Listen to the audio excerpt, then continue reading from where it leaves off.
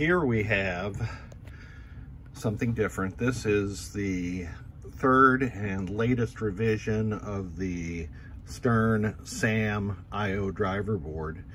And there were a couple of modifications to this board. One, they started using this integrated 5-volt regulator, which you can see I have repaired the damage done to the pads when somebody pried the old one off, I guess. I don't know how that damage occurred. And then the other change is in the lamp matrix section, and you can see that they have a single Xilinx CPLD, a complex programmable logic device that handles all the lamp matrix activity, and which makes it pretty much unrepairable since there's special code on that CPLD that Stern flashes with this JTAG port. Stern can repair them. At this time, I cannot. So if something in the lamp matrix fails, it's got to be one of these other discrete components here. You can see they don't have a typical matrix anymore. This says LED data, so my assumption is, but I haven't researched this, is that this was their first implementation of kind of node boards that went out to lamps. So let's boot it up. I have it on my White Star rig, and I've got Harley Davidson ROMs here.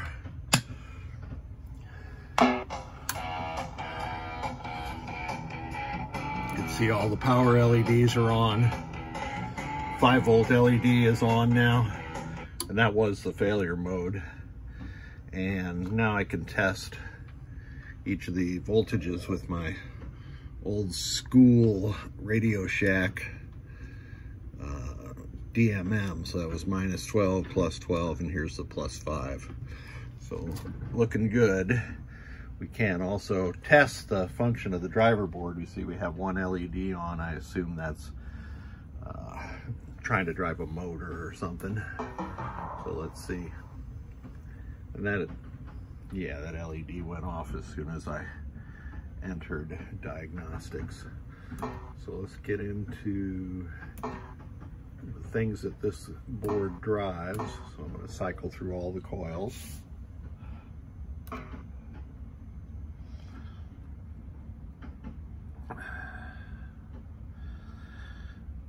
7, 8, 9. So it's going to go through all 32 coils. Harley Davidson ROMs were nice for that. That's a flipper. It's pulsing right there. You can see it's a little different pattern. And here's the coil that was on.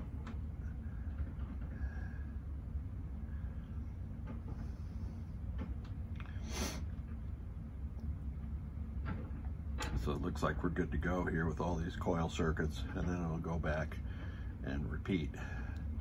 One of them I missed. Let me see if I can get to it.